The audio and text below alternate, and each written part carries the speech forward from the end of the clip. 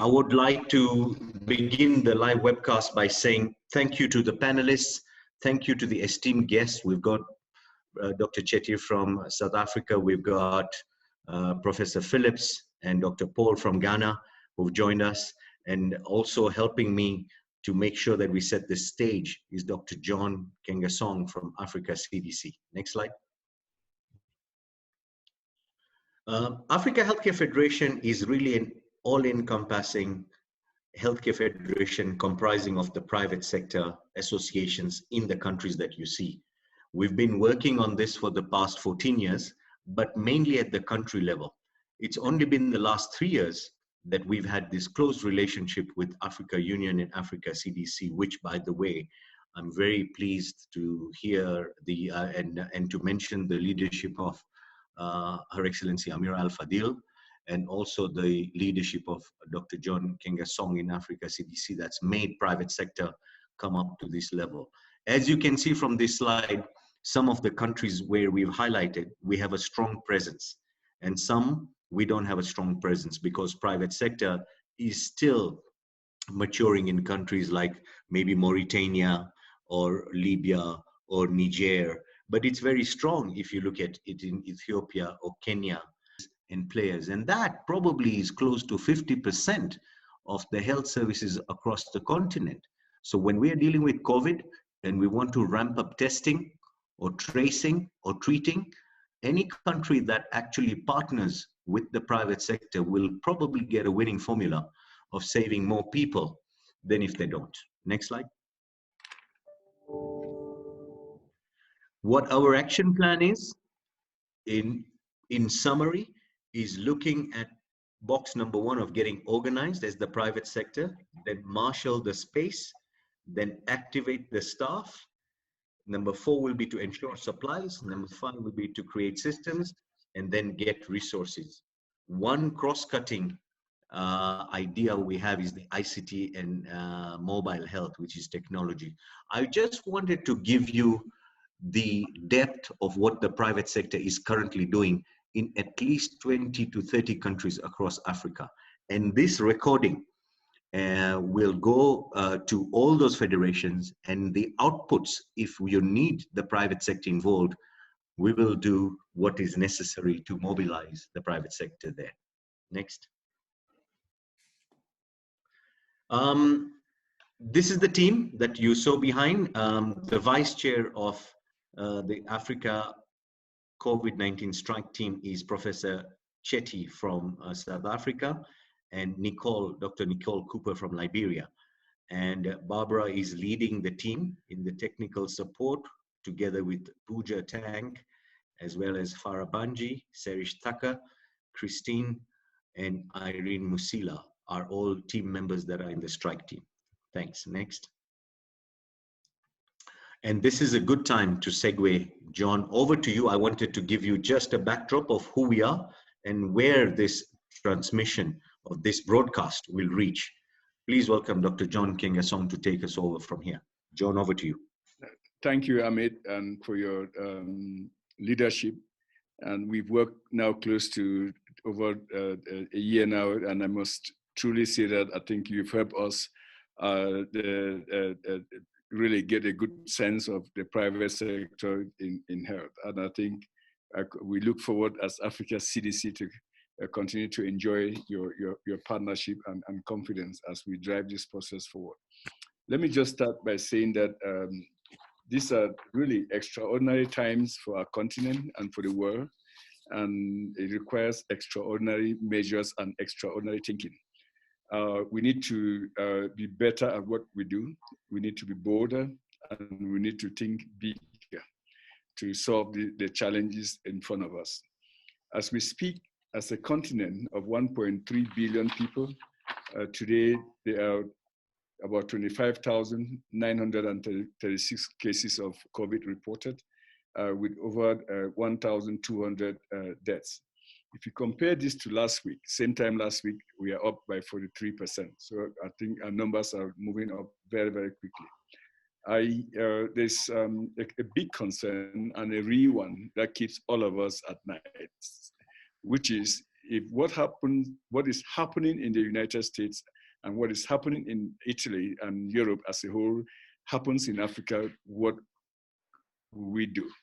I think that is why I started off by saying we have to think outside of the box to address this extraordinary challenge that we face, which we must win to survive. So from that perspective, I think I'll share with you, before I do the slide set, some of the top countries that are reporting cases. Egypt, South Africa have both reported about similar cases as of yesterday, 3,400. Morocco, 3,200, Algeria, 2,800, and Cameroon, 1,100. So I think what is worrying, colleagues, is that we are beginning to see now not just local transmission, but community transmission taking hold. And so that means that it's a question of time before the virus seeds itself into a vulnerable population, and then we see the kind of explosion that we've seen in many parts of the world, including China, United States, and Europe. So this is war. We are in war with against COVID-19, not just in Africa, but across the world. And to win any war, you must be ahead of it, not behind the war. But our testing, next slide, please. Our testing on the continent is extremely limited, and I'll come to that very, very shortly. So because of that, we have thought through this very carefully, and we said, in order to win the war against COVID-19 on the continent, we have to develop a strategy that hinges on 3 pillars. One is to limit transmission, second, to limit deaths, and thirdly, to limit harm in its broader sense. So we recognize that our best bet is to fight this virus within the first pillar, which is to limit transmission. And to do that, we need to expand testing. So we've launched what we call Partnerships for Accelerated COVID Testing, abbreviated PACT. So I want us to leave this call today with a PACT. We sign a PACT that we'll do this together. And the goals are simple, that in the next 1 month, we should be able to expand testing, to increase testing by 1 million tests. And in the next 4 months, about 10 million, to even more than 10 million, I should say. We should establish a pool process of getting our own quota of the test that is required. We should be able to have establish a wide-scale storage and distribution hub that can move this forward quickly. And we should accompany these measures by having at least 1 million health workers for contact tracing. And I'll come back to that, and then rely on technology for surveillance, and that will enable us do the contact tracing and open economies. Next slide. So why must we test? I think extensively, I think 4 reasons why expanded testing is critical. We'll need to identify and isolate cases, especially those with mild symptoms. This is a tricky virus. I mean, unlike viruses like Ebola, where transmission will happen when people are sick, you start transmitting days before you actually get symptoms. So I think testing will identify and isolate these people.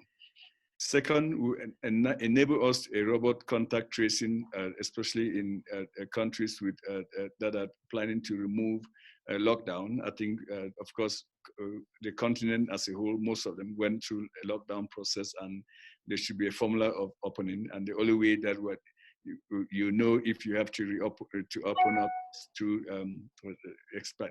extended testing. Second, it will uncover areas of concentration of cases to implement targeted measures that will limit economic and social harm. And lastly, for a better insight on the spread of the disease. If you compare, for one, briefly, lessons learned from other countries, from South Korea, Iceland, Japan, and the United States, it shows you the value and the importance of testing. Next slide. So as we speak as a continent, we've currently, as of this week, tested about 415,000 people. And that represents about 325 people tested per million. I would like you to look at the far right side of it, which talks about, it gives you a framework to understand our 325 number. For Italy, for example, their number is 21,000 people tested per million. The United States, which is catching up now, is around 12,000 per million, and Korea, South Korea, 11,000 per million. With the PACT initiative, we hope that in the next, if we increase the testing by 1 million, just by next month, at least we increase our ratio upward to 800. And then if we move that to 10 million and more in 4 months, we will be able to reach about 8 to 10,000 people tested per population. Next slide. So how will PACT be scaled up in Africa? Again, remember, this is a partnership effort, not an Africa CDC, what Africa CDC needs to do, but what we have to do as a continent. I've already listed what some of the things we are doing as of last week when we announced this, and it was endorsed yesterday by the Bureau of the Head of States, about 9 of them, as I indicated earlier. We have started the distribution of 73,000 tests already. This coming weekend, 500,000 tests will come in from the JACMA distribution, and we'll move that through within a short time possible. And we have ordered 1 million tests from Germany. And so those numbers are just to show you what we need to do. And again, let me underline that this is not about Africa CDC doing it, but this is a vision and direction set by Africa CDC. We do our own piece, and we expect that we all do our pieces there. We expect that capacity, the partnership will allow capacity to be supported in all member states. And we've trained people and equipped them from about 42 member states. And the deployment of expertise to scale that up will be very, very important. And I point you to the last column here, which is the private sector engagement. We need the private sector engagement to scale this up within the country, what I call the last mile. Next slide. And this must be accompanied by guidance on who to test. And we know we, Africa CDC, have provided guidance already on how to test and who to test to improve your yield. And we have 2 categories. If no known / limited community transmission, you have specific areas where you need to find and test. And if widespread community transmission is occurring, we also have provided guidance on where to test. Next slide. So I just ask you to go to the last one. Yes, so this is my last slide. And the partnership will be, that we are looking for is in 4 broad areas with the private sector. One is to make sure that the private sector labs are engaged in the testing. Again, I started off by saying we have to think bigger, better, and bolder, and do extraordinary things at extraordinary circumstances here. So this is not time for the government to hold on to this. We will not succeed. Second, the private sector can work with government to expand logistics of sample transport and testing. The key word here is that I will use here is the ability to shorten a turnaround time, so that people can know the results quickly, isolate them, and then, of course, do their contact tracing. That is why we are calling this initiative Track, Test, and Trace. Track, Test, and Trace. Thirdly is to, next, previous slide, please. Next is about local manufacturing of commodities that or diagnostics and accessories that will be needed to scale up there, and that requires partnership. And lastly, the role of technology to enhance our ability to engage community and do the contact tracing. I think that's my last slide. Thank you. Very, very good. Thank you, Dr. John, for setting the stage. What I would like to do is to ask the panelists to just respond to your presentation before they present, and each panelist will get a chance. we can keep the presentation short so we can have an open dialogue discussions of the various points in PACT that Dr. John wrote about. I'll start with Dr. Chetty. Maybe take just a minute to respond to how John has presented the PACT to you before you dive into your presentation. Over to Dr. Chetty from South Africa. Thank you very much, Program Director. It's the presentation is extremely important because I think the whole issue of partnerships is very important. And during my presentation, I will touch on that. And to look at accelerated testing in Africa is also going to be extremely important. I think one of the issues that the panel will need to talk about is not just the issues around testing kits, but the whole issue of the limiting factor of the extraction of the virus. And during my presentation, I will touch on that because this is seen to be one of the main bottlenecks, and I think it'll be quite useful to look at strategies as to how we overcome that. But I will discuss some of the other issues in my presentation. Looking forward to hearing that. Over to you. You can begin, Dr. Chetty. Proceed. Thank you very much, program directors, fellow panel members, and members of the Africa Health Federation. I'd like to thank you for inviting me to participate in this seminar. As introduced, I'm the CEO of the National Health Laboratory Service in South Africa. Next slide. I thought I'll just very quickly touch on a little bit about the National Health Laboratory Service, just for the audience who doesn't know about the NHLS. That's the popular acronym. So we, a state-owned entity, which was established in 2001, and we the largest public health laboratory service with over 233 laboratories in all 9 provinces. We do have a national coverage of our laboratory services, and we're quite unique in that we one service for the whole country, and and all public sector hospitals have to get their services from us. We also have got quite a strong private laboratory service with the 3 main groups being Lancet Laboratories, PACT, and AMPATH, and we work very closely with them. Within the NHLS itself, we've got 3 divisions. Apart from the diagnostic services, we've got the National Institute for Communicable Diseases, and most countries would have heard of the NICD, which is responsible for the surveillance and monitoring of communicable diseases. We've also got the National Institute for Occupational Health, which looks at occupational diseases and provides support for occupational health. And we're the only country in Africa that produces vaccines for anti-venom that we supply throughout Africa. The next slide, please. So our 3 main functions is to provide diagnostic services, but we're also responsible for the research and training. We're the only organization that trains pathologists, and we also have posts for medical scientists, medical technologists, and technologists. So these are also medical technologists and technicians also trained in the private sector as well. Next slide, please. I think just to move on to the COVID issues.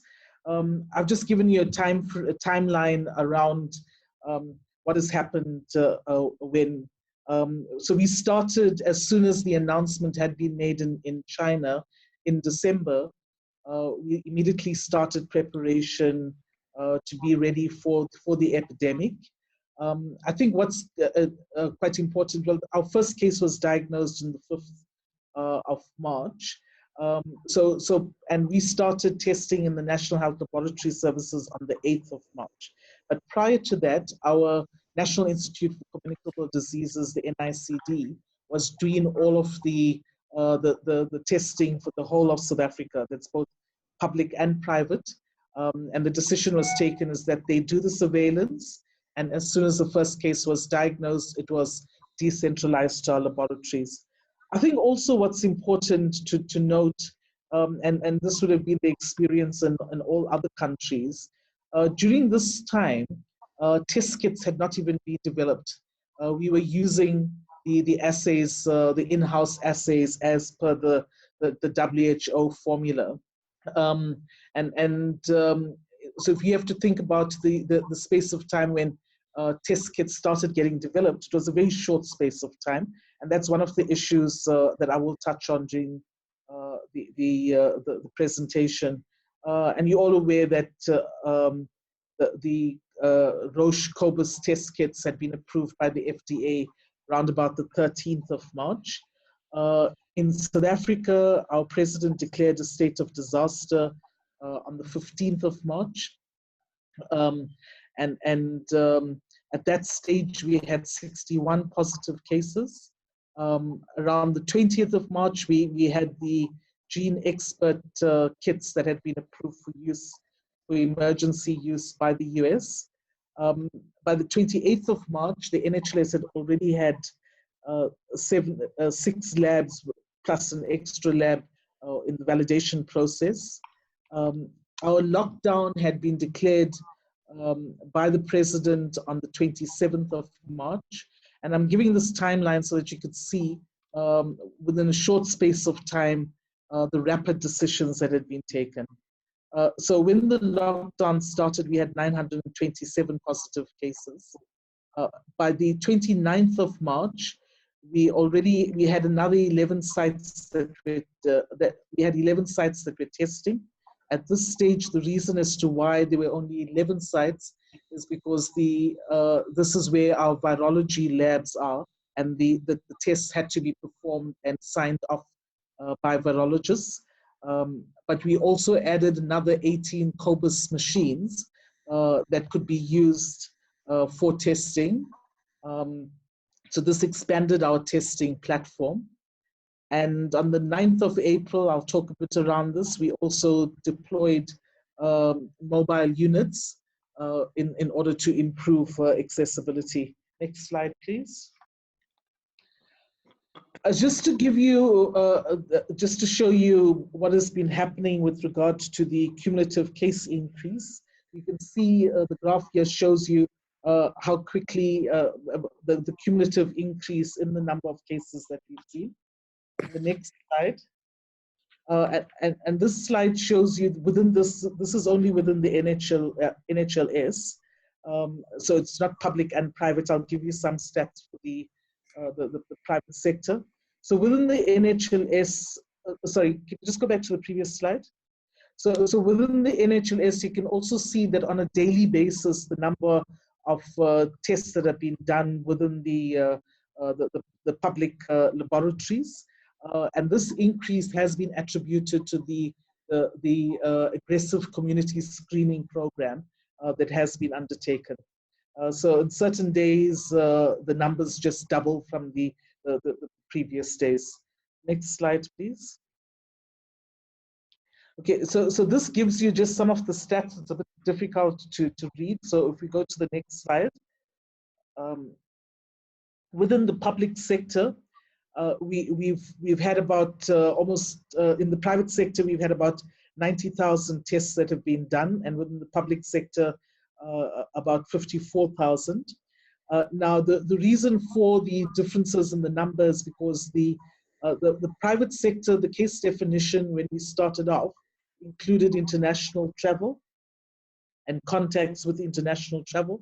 And naturally, the people who were in the private, who had private medical aids could go to the private labs to get tested because, this is the segment of the population that could afford international travel as well. So that's why we saw higher numbers in the private sector. The public sector has been steadily now with community screening, has increased the numbers that have been tested on a daily basis. So it now exceeds what the private sector is currently doing.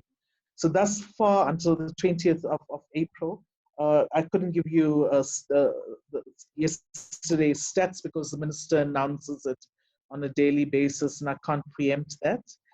We've had about 3,300 cases with 58 deaths and 142 new cases. Next slide, please. Okay. So our scale-up strategy has got 4 components. We're looking at strengthening testing capacity at the laboratories. So currently we've got Biorad machines, the CX96DX, where we're using the C-gene kits, and that gives us capacity for about 5,000 tests per day. We are very fortunate that because of our viral load program, we've had about 18 Cobas 6800, 8800 platforms. We've carefully calculated the spare capacity so that we don't impact on our viral load program, and we'll be able to continue with the viral load testing, and we're using the spare capacity for the Cobas. We've also got about 325 gene expert machines and about 100, and we've got some biofires as well. So there's a number of other instruments. The second arm of our strategy is the sampling campaigns, and I'll talk a bit around the mobile units that we are using for that. With the massive screening and testing program that's been conducted by the provincial departments of health and the National Department of Health. Next slide, please. So I'm not going to go through the testing strategy. Is we're not testing asymptomatic people. Got a case definition where if you have one or more symptoms, you would, from the screening program, you'll be sent for the test. And Dr. John has spoken about the serological tests. I think that means we are looking at validating some of the rapid tests. They're undergoing a process right now of getting registered with our South African Health Products Regulatory Authority, and thereafter we will be validating some of the serology tests. We've also increased the number of human resources that we have, and this is mainly, we've had a very successful toll-free number where people phone in for advice with huge volumes of calls that have been made. At one stage, we were getting over 200,000 calls per day. So it was quite difficult to cope with it. It's now evened out. We've also got a doctor's hotline where GPs can phone in order to get advice on what to do. And that's also been very busy. And we've also procured, we've hired staff for the mobiles. Next slide, please. Okay, I've spoken with regard to the testing capacity on the machines. So we can do about 15,000 tests on the Cobas in 24 hours, and with the gene expert, a similar number in 24 hours. The limiting capacity, and I'm sure this is a problem in a number of countries, is the supply of testing kits and the supply of extraction kits. And as well as the fact that the extraction machines are not high volume extraction machines. That is why a number of people prefer the Cobas and the Gene Expert, because it is automated on both those machines. But the major challenge is that with the automated kits, we'd love to be able to have lots more supply. You know, we were hoping to get about 30,000 a day between the Roche and Gene Expert, you know, those are the orders that we put in, but production internationally is limited. Plus, production has been targeted, for certain countries, and so it's been very difficult. And that even where you do get supplies, deliveries is always not guaranteed because planes get cancelled, flights get postponed. And so this has been a major challenge. So when I talk about the testing capacity, you've got the equipment to be able to do the tests, but the limiting factors is not the equipment itself. With regard to the sampling campaign, we've had a very successful program with the mobiles. We started off with 7 mobiles that were donated by the Global Fund for the HIV campaign, and we started using it for COVID. We procured 60 new vehicles and branded it, and we've also had contributions from the NGOs. So the mobiles are 2 types. We use one for screening and sampling. It's equipped with a computer, hot water, a sink, and we decontaminate it after seeing each patient. And the computer is linked up to our lab information system. The other vehicle has been equipped with the Gene Expert in about 17 vehicles. And the whole strategy has been highly successful. It provides great visibility and provides access to the communities, but we can also use it for future purposes. So next slide. I'm not going to go through the details of our human resources, but we've employed quite a few staff for the call centers and for the mobiles. Next slide, please. And again, the whole area of partnerships in the panel, I'm sure we'll be talking to this, is extremely important.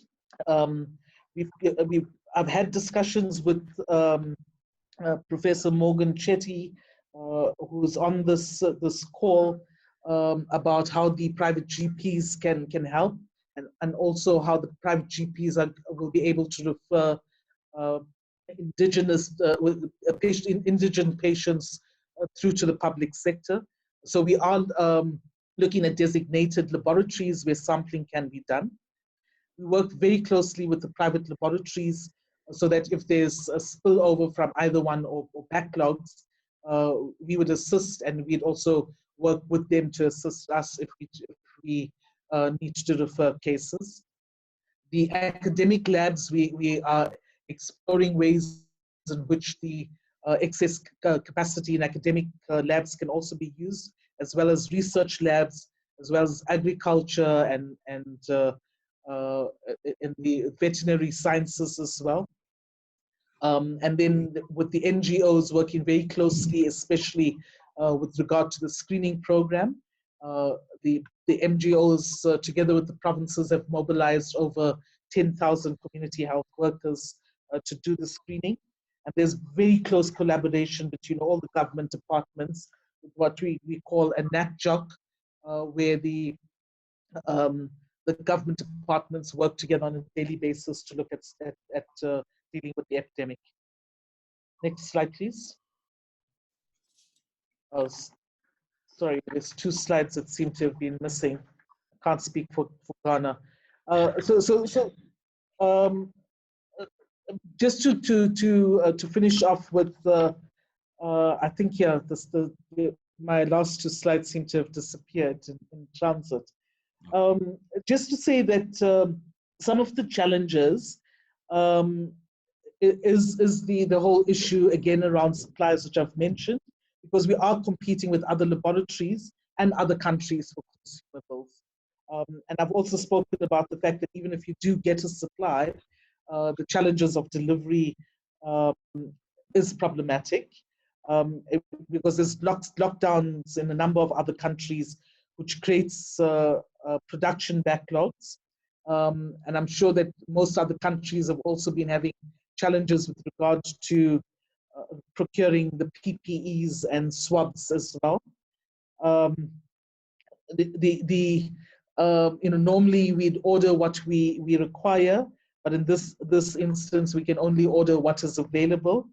And we've also found that whilst in theory we had wanted to have standardization of the equipment, that with the lack of supplies, we've had to diversify and get as many platforms as possible in order to try to get reagents wherever we can.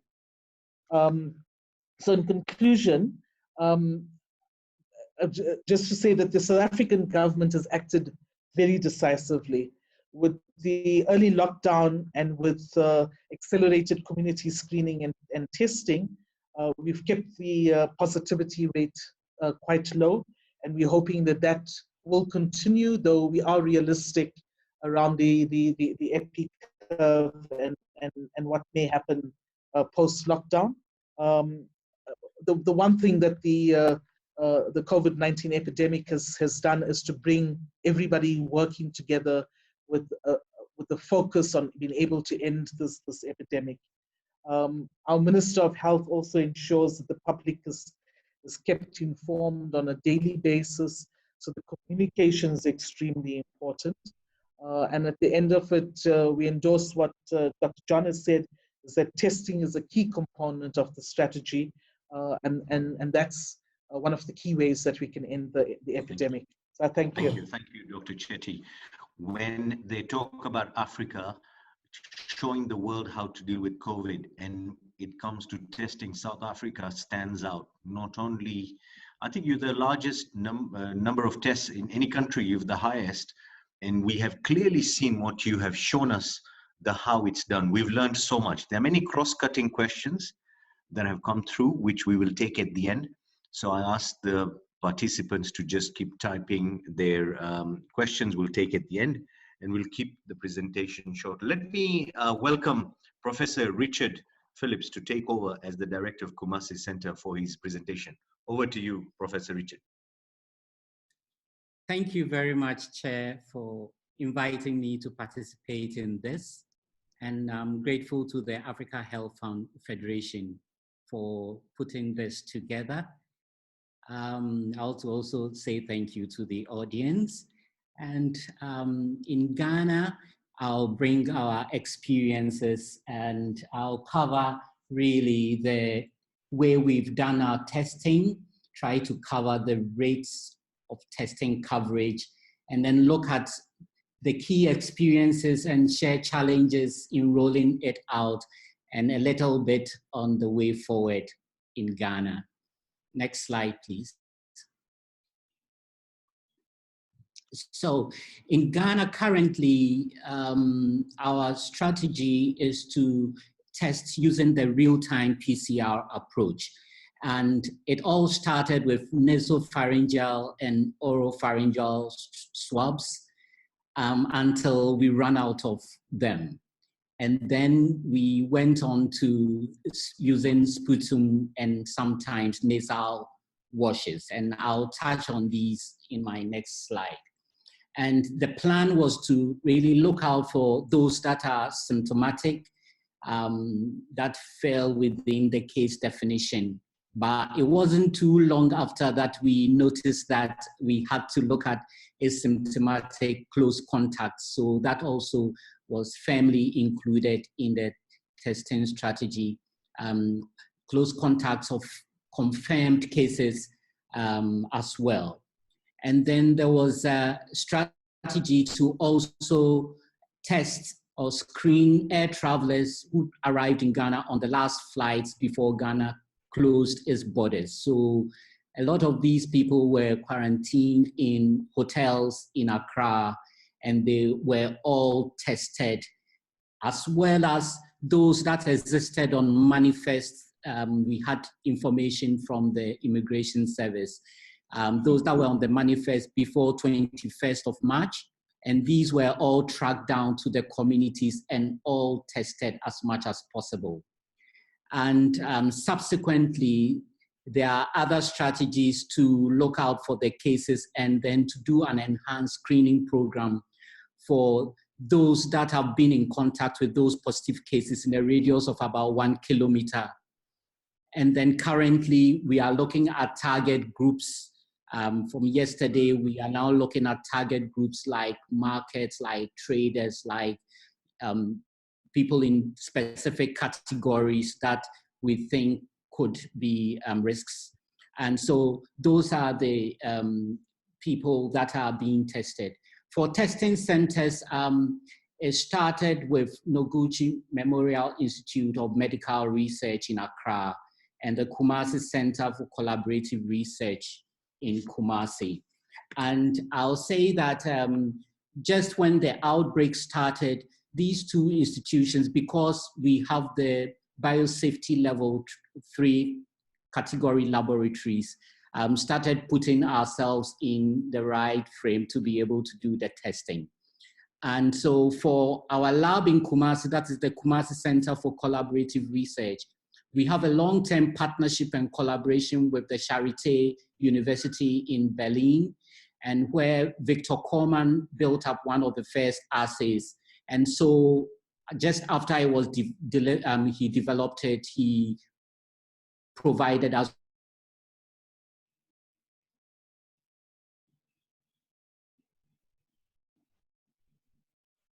from the Africa CDC. So that is how we came by the testing, and it started with these two laboratories that have been involved in similar work, particularly during the Ebola time. And they are also involved in particular networks like the Pandora and the Alert networks. Kumasi Centre or KCCR is part of that consortium and part of the Pandora and the Alert consortium, and Noguchi is also part of the Pandora consortium.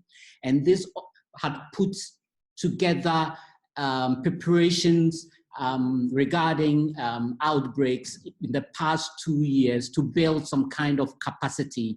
And so that served as the initial impetus for us to be able to get into the COVID-19. And you see there that on the slide that I've put up other partners with the Noguchi, that is the National Public Health Reference Laboratory, the Veterinary Services Directorate Laboratory, and the University of Ghana Biochemistry Laboratory. Because it wasn't long, we knew that we had to expand and deal with other partners and collaborate with others that have resources to be able to cope with the numbers that we're dealing with. In Kumasi, we were also able to partner with the CSI, our Council for Scientific and Industrial Research, and the KNUST Department of Microbiology to try to help to provide personnel and also some facilities for us to be able to finish up the extractions and then also do the amplifications in a way of helping us deal with the numbers. So currently, the plan is to further expand to the northern parts of Ghana, because for the testing, what happened was Noguchi deals with the testing in the southern part of Ghana, and KCCR deals with the testing in the middle part all the way to the northern part of Ghana because of proximity. And this is where partnerships, as the PACT strategy is coming up with, is going to help very much in trying to make access to diagnostics very easy to all over the country. For transporting of samples, the districts use their vehicles, the district health facilities, they use their vehicles to bring the samples in. Some travel long distances. Ambulances are also used. And the Ghana Post that deals with letters, they've also been helpful in bringing samples to our facilities. And recently, the drone has been used, and I'll talk a little bit more about that. It was, the tests have been done, and we've had just a few samples brought in from areas close to the testing centers. Next slide, please. Professor, I'm very happy with the process, but I'm mindful of time. If yes, you can read through some of your slides, we could have more engagement in discussion. Over to you. All right. So regarding the positivity rate, we have so far tested more than 68,000 persons, and the positives are, as at yesterday, was 1,154. This number 1042, it's been updated, so it's 1,154. Next slide, please.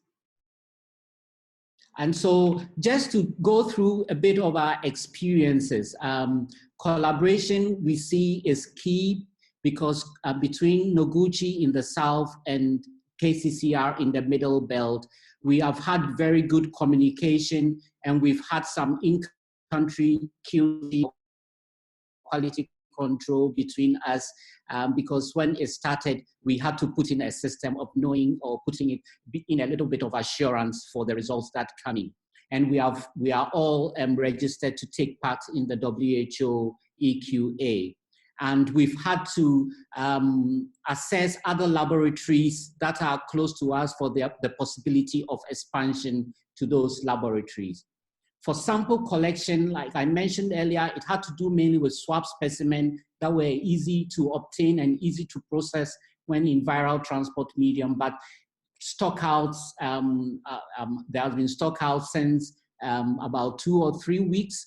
And since then, we've had sputum as the sample that we are using. And the containers that these sputum are put in, they are quite bulky. You need to look for storage to deal with them. And the labeling sometimes is very poor, and you lose between 10 to 20% of samples because they are not well labeled, or you don't have legible writing on them. Extraction kits have been difficult to obtain. So far, we've had kits, but looking at the future, we need to be able to be assured of having extraction kits because you don't have a lot of them on the market. For amplification kits, there are a lot of real-time PCRs around, but not all of them have the channels to be able to do the amplifications that we are doing. So we need to look at that to be able to expand to all such facilities that have such real-time PCR facilities. For reporting, we have clear reporting lines. Every day we report to the public health directors in Accra and to the WHO, to CDC in Accra, and then to the regional directors of health. And we have clear reporting lines, and there have been issues with denial on the part of confirmed cases and stigma issues. And so we've had to manage that in the reporting process. Human resource has been a big issue. When we started, we were a small team of just about 4, but gradually the numbers have increased to about 30 in a month, running a 24/7 rota, dealing with the samples that are coming in. There have been issues with staff issues to accommodate. We have to accommodate them on site. And we have to deal with travel issues and how to take care of their motivation to get the work done. Logistics is a key issue. PPEs particularly have been very much needed, and every day we are using lots of them, and the numbers are increasing. And so there's a lot of uncertainty about what might happen in the future, although we have been assured. And so in Ghana, the testing has mainly been centered between KCCR and the Noguchi Memorial Institute of Biomedical Research in partnership with some of the laboratories around us. So far, there's not been much private partnership yet, but I think is the way forward, looking for partnership in the context of this pandemic, because we don't know how it's all going to pan out. Thank you. Thank you, Professor. That is really, really a good synopsis. Let me jump straight to Dr. Paul. I mean, talking about partnerships and private sector, Lancet is one such organization. So let's move to Paul's presentation, please. Okay, Paul, over to you. Good evening, and thanks for the opportunity. I'm going to try to make up the time lost. As Dr. John made it easier with some of the things to justify why private sector should be part of it to try to augment testing. So I'm going to make it very quick. Next slide, please. So the brief profile of MDS Lancet is we are the leading private lab in Ghana. We process over 15,000 patient samples, translating to about 5,000 tests per day. We have about over 25 branches, sample collection centers spread throughout Ghana, and with about more than 300 plus staff strength. So that is 15,000, Paul, it's not 1,500. I just want to correct that, yeah. Okay, Sorry, fifth. Yeah. So we have about an ISO, the most important thing is we are an ISO 15189 accredited lab by SANAS and a member of the Lancet, Several Lancet Group Africa. Next slide, please. We do almost every department of the laboratory testing, clinical laboratory, but for the sake of this conversation, we, in addition, have a dedicated medical research lab, which is already doing clinical trials internationally with H3 Africa, which is a research sanctioned and supported by NIH US. We recently just finished a device clinical trials with CEPHAT, and we are also involved in a lot of academic medical research. Next slide, please.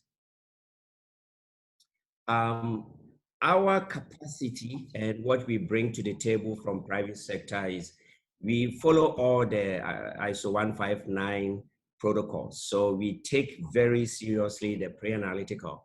We have couriers for sample pickups. We already have our mobile flap, which during the lockdown, together with our private clinic clients, we were going to the homes to be able to pick samples when they do consultation. So we already put up that. And we are receiving Kovac samples, performing the normal clinical examination for admitted patients. We have available PPEs for our staff, but definitely limited. And as an ISO accreditation, we also observe waste segregation and management. On the analytical phase, we have a PCR lab. You are the first to have a private PCR lab, also ISO accredited. And we cannot currently do manual DNA, RNA extraction. Our biosafety is level 2. Next slide, please. And so the 2 machines in our PCR lab is Kovac 4800. So this is where the limitation, because if we come in, we're going to have to do extraction manually. So we would love for the help and the support if we can move to a higher version to increase capacity. We already have CEPHAT experts, and the combined platforms, we think we can help with about 800 samples and deliver results within 24 hours. In addition, the second phase of testing, which will come up sometime, is serology testing, which we already have the Roche and Beckman immunoassays up on the line. So once they make available the reagents, which I know they are, then we should be able to also test in the serology arena. Next slide, please. Post-analytical, again, being part of the Lancet group, we have a sophisticated laboratory information system for reporting purposes. We can get results out into Excel for statistical analysis. And most importantly, it's a secure system for data storage and retrieval. We have our own internal biomedical engineering department, all sanctioned by SANAS, that can help with servicing to make sure there's continuity of service. Next slide, please. Now, the most part is obviously the private sector challenges is funding.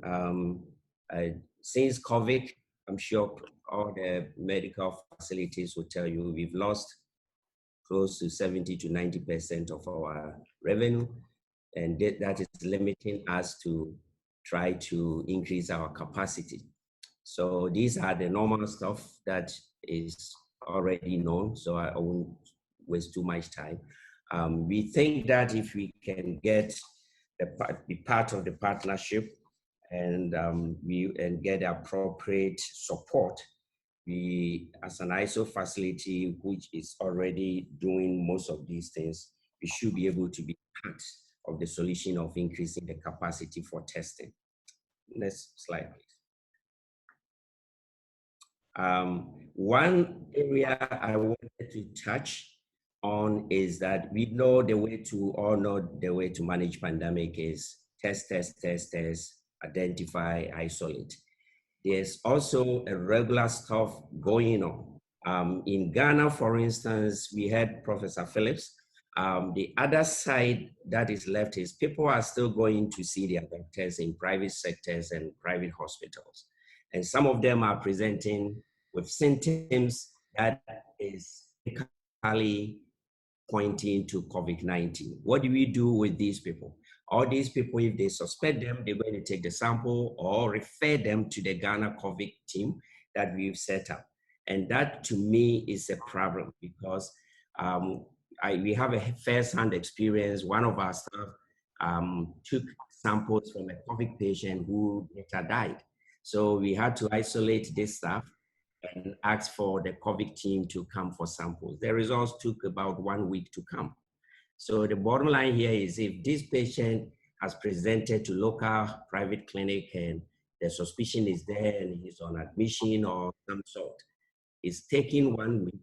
As long as you have the classification of suspected COVID, obviously we know the cost that comes with it, or the limited PPE, the doctors, the paramedics, we're all going to waste money on these. Later on, if the results comes after 1 week, 5 days, 4 days, and it's negative, you can see the impact there. So as a private sector, we already have, like Lancet has over 300 clinics, private clinics and hospitals that we serve.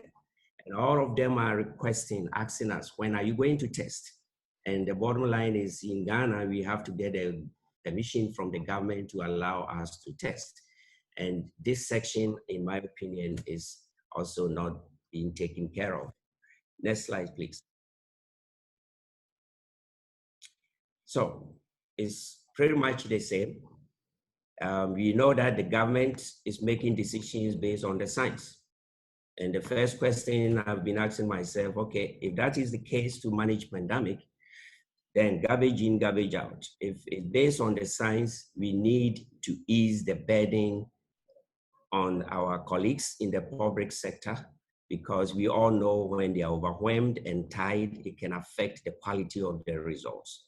And that is why we need to increase the capacity to make the testing optimal, the work optimal on the staff, so we can produce the right data for the governments to make decisions. I touched, next slide please, because I have already touched on the clinics. So in conclusion, it's a question of demand versus supply. In Ghana, we have about 2 to 4 public labs testing in Ghana. Dr. Phillips will agree with me, there's a delayed TAT, and in my opinion, it undermines testing, tracing, and isolation. If we, together with the help of our colleagues and stakeholders involved in this discussion to implement the PACT, I'm sure capacity building and investment in private laboratories like MDS Lancet, with our current infrastructure systems, we will increase testing capacity in Ghana and help take care of the private hospitals. And we can become the trainer train and also help at private hospitals and clinics in pre-analytical QA training protocols. So we have a critical and essential screening and role to play, because we cater for the other side of NGO corporates and everything. Thanks for the opportunity, Dr. John, the chair, everybody involved in this. I think it's very great start, and we are ready to be part of the solution. Thank you so much, all the presenters, and we've learned a lot. And the attendees who've come in are people who are deeply involved in testing and in policy. And there's some questions fielding in, which I'd like to go into quickly. And then at the end, I'd like to give some closing remarks to everyone then we can wind up. I know we talked about 6. If we go till 6:20, I hope that the calendar works for the panelists. Can you give us 20 more minutes? Is that okay? If that is okay. That's okay. Dr. John, about saliva in the near future, Dr. Gita is asking, what do you think about it? Do you think there's any role? Is there a discussion you had?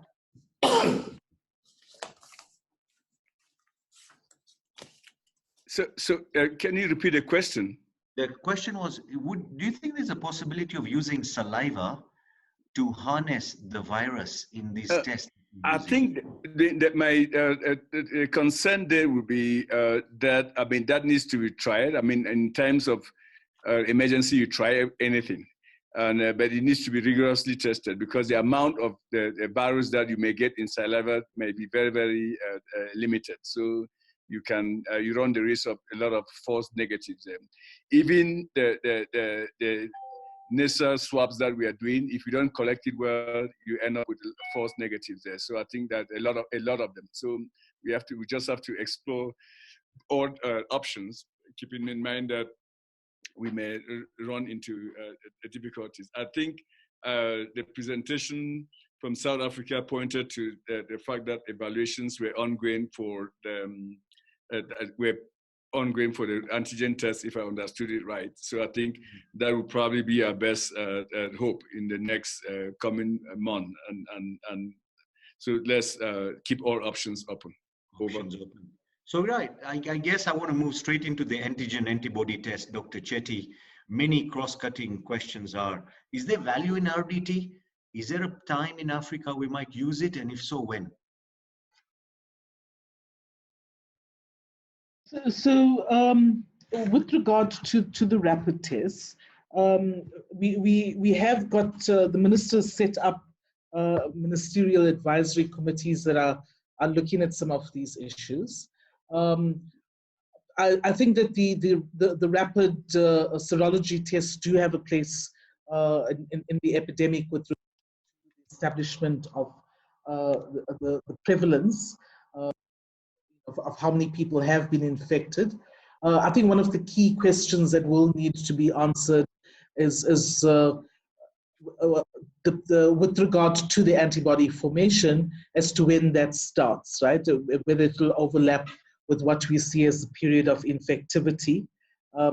So one of the things that we might possibly be looking at is that if we use the rapid test and get a positive result, how do we then utilize the antigen test in order to be able to confirm whether it's at which stage in the epidemic it is. So there's lots of work and studies that are going to be done in order to look at that.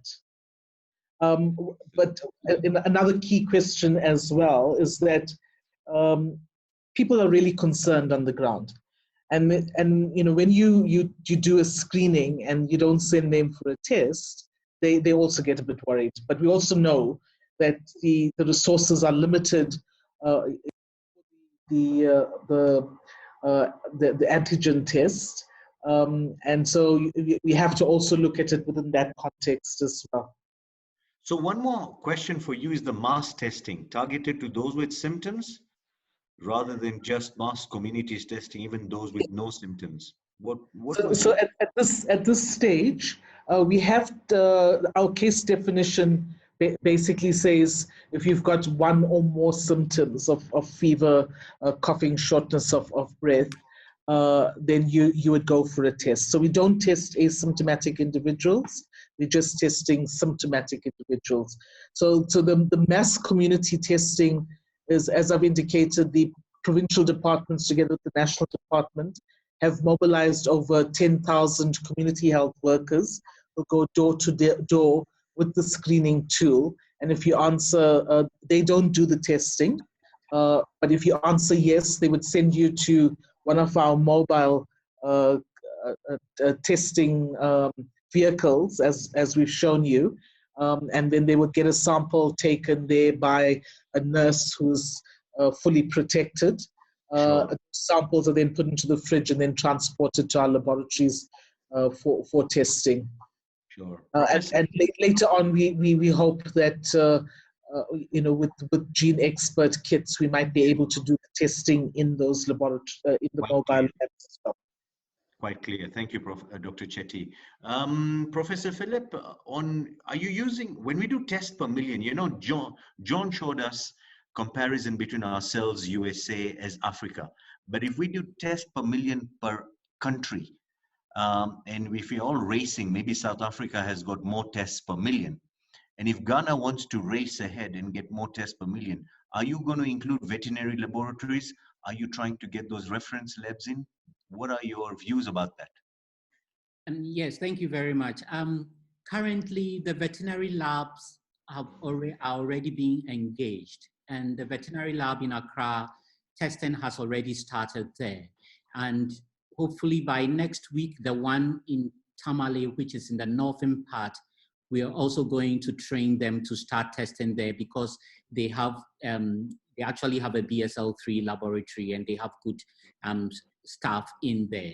But really, it all comes back to resources, because resources are quite thin, and we're trying to cope with the numbers that have, or samples that have already been taken, and resources need to be spread out across the country. So it will all come back to funding, logistics, PPEs, and there are other labs in the north as well that can be used, but you need adequate PPEs for staff to work safely.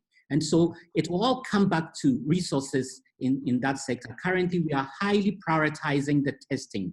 For samples that come from hospitals, we tend to give them priority so that they can have decisions quickly to be able to decide on the way forward. And then those that are done in the communities, we put them as secondary. But basically, the hospitals are given priority so that doctors can have results to be able to take crucial decisions. So really, we are engaging, and the veterinary labs are in the map for inclusion.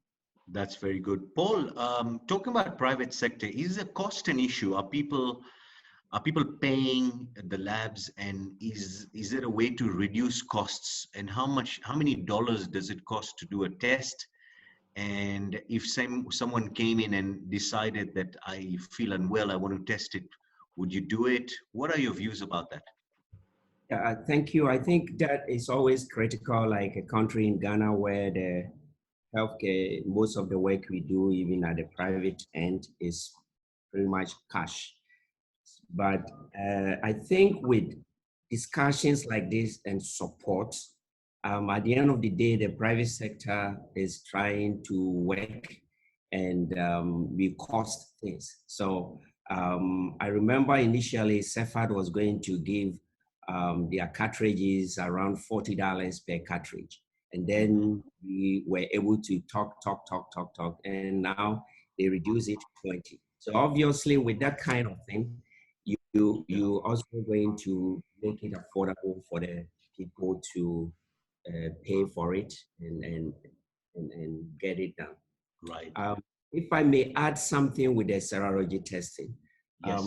I think my view has been from the clinical standpoint is that we are dealing with the pandemic, which the international scientific community have a formula how we do this.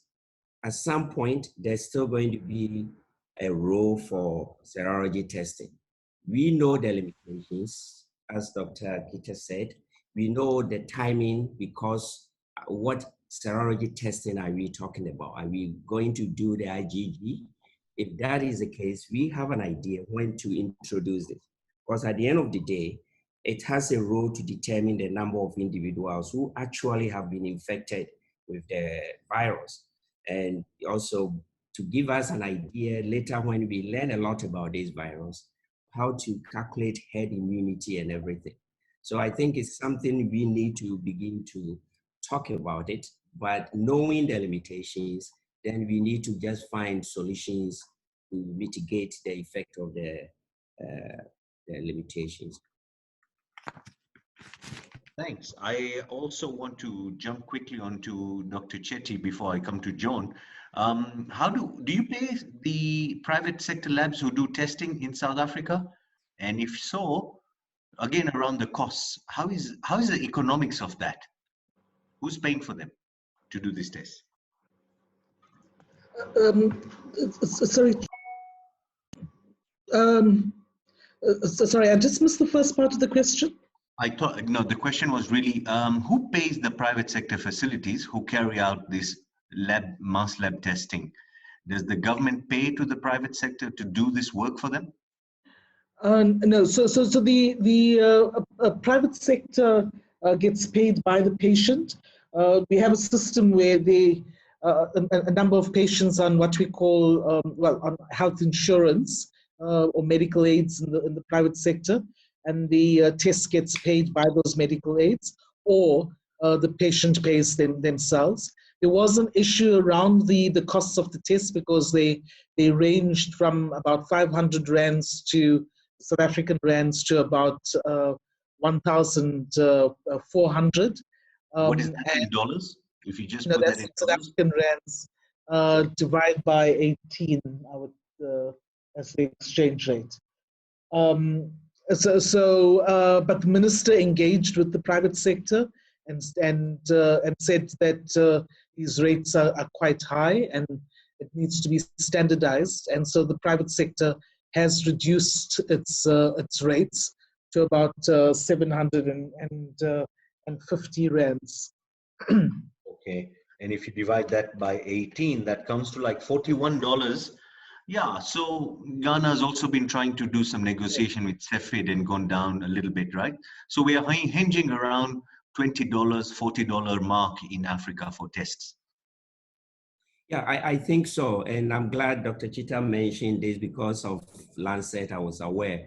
At the end of the day, if we can get support, we can all agree to lower it just for our people to be able to patronize. So this is nice. John, talking about PACT, you started really about the 1 million and 10 million.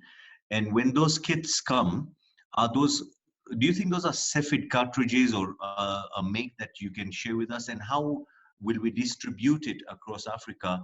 And I guess if we get them free, then the test is free for the people who will be going to these national labs. John, over to you. Yes, thank you, Amit. The test, let me start with CEFID first. I mean, it's a very tight scenario where there's a task force in Geneva coordinated by WHO, the World Bank, Global Fund, Unity, that they are looking at all these projections and trying to coordinate orders with CEFID. I must say that it hasn't made any moves, significant moves yet, and that is really my regret, because the continent, we are at war, and the most dreadful weapon that we have to fight is tests, and we don't have that yet. So the group in Geneva is still working, but we as Africa CDC have opened up a separate dialogue, because I've said, look, the head of states have said, you have to move forward with the testing, and we cannot report back to them that we are relying on somebody else to do that for us. So we are setting up a process here which will complement the process in Geneva, but not be entirely dependent on that. And we've placed in our first, what we call test orders, just to see how the process will move and how we'll distribute it. I think that is for CEFID. So in other words, the operation 1 million tests in the next 4 weeks is not by CEFID or Roche or Abbott. It is the in-house test together with and in combination with what we receive from the Jack Ma Foundation, which is just the PCR-based assays. But I've also heard that countries are beginning to unlock systems, existing platforms to use the test on, which the Roche system or Abbott, which will help scale that up a little bit further in countries. So yes, the test will come free of charge. I mean, the one that we are supplying free of charge, the 1 million, more than 1 million, as I say, we Africa CDC have an order of 1 million that we started distributing actually on Monday from West Africa by DHL, and then next week we'll scale that up with 500,000 so that in 4 weeks we meet our target. So I think that's what we have in hand. Of course, they will come free. Now, let me just end by saying that with the head of states agreeing that we should move forward quickly on this, the chairperson of the AU, Excellency Musa Faki Mohammed, will be coordinating his efforts with the President Ramaphosa to engage the President of China at that level to argue for our quotas directly from China, so that we can create that avenue for us to get testing. As of now, we have been elbowed out of the market, the diagnostic market. If you go do it as individual countries, you don't have the volumes. And if you place orders now, the companies in China will tell you that they will deliver maybe in September or so. We cannot wait to September for that. So we brought in the political heavyweights into this, and following the head of state's meeting yesterday, within hopefully by tomorrow or Monday, direct discussions will go on with the president of China. Over. That is really encouraging. Before I go to just parting shots, John, any ideas about us developing any vaccines in Africa at all? And where is the race of vaccines? Is a question. As we speak, there are about 80 vaccines under development. And you know the whole vaccine story, I mean, not just for COVID-19, but that, I mean, probably half of those will not move to the next phase. But there are about 2 or 3 candidate vaccines under testing, but not in Africa. We are tracking the list of what research is going on in Africa, or clinical trials as a whole. And unfortunately, vaccines is not part of that yet for the continent. We have clinical trials for drugs going on or planned in several countries, including Egypt, Nigeria, and other places, but not vaccines at this moment. That's very clear. I would now like to thank everybody in this production. We haven't been able to answer all your questions. We have tried to go as many, many questions as possible. We will get back to you. Registration for upcoming webinars, you can see it right in front of you. Try to register before the day. We will have a series where we are bringing collaboration between the entire private sector and the leadership in this COVID-19 through the Ministries of Health.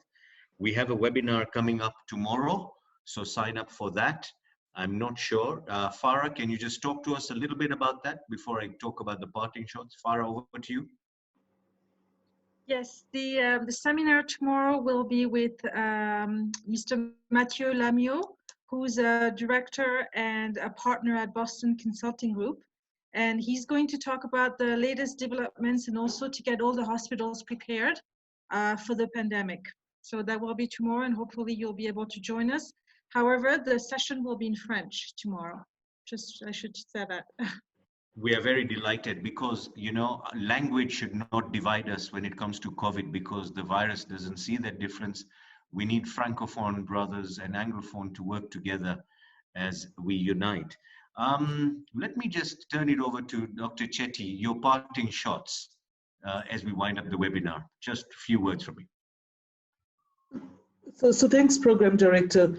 I think this seminar has been extremely useful in being able to point out the importance of partnerships.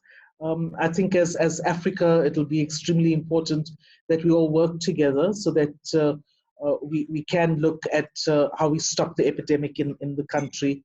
You know, thanks for the very useful insights from the other panel members. Thank you. We'll count on you, we'll call on you, we'll work together. Professor Richard Phillips, over to you. Thank you very much. And I'd like to say that this pandemic is still evolving, and we also need to evolve with it. And so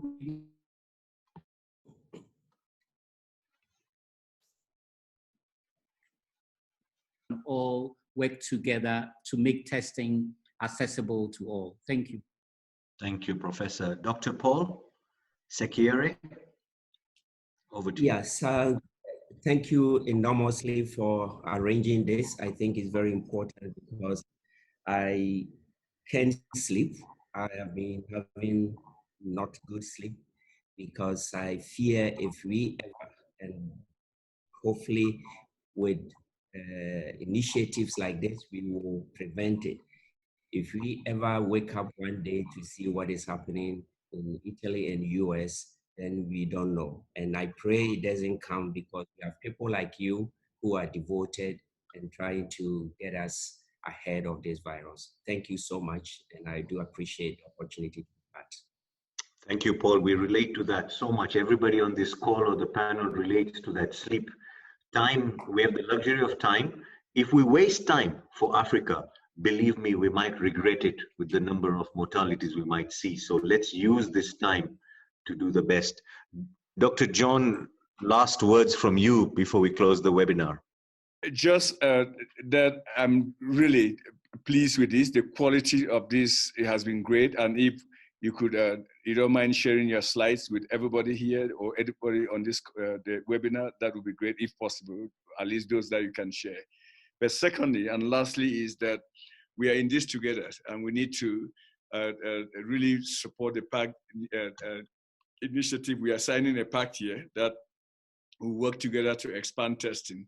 And we are here to provide you with the support, the technical guidance, and really appreciate the leadership going on in South Africa and Ghana with respect to scaling up testing.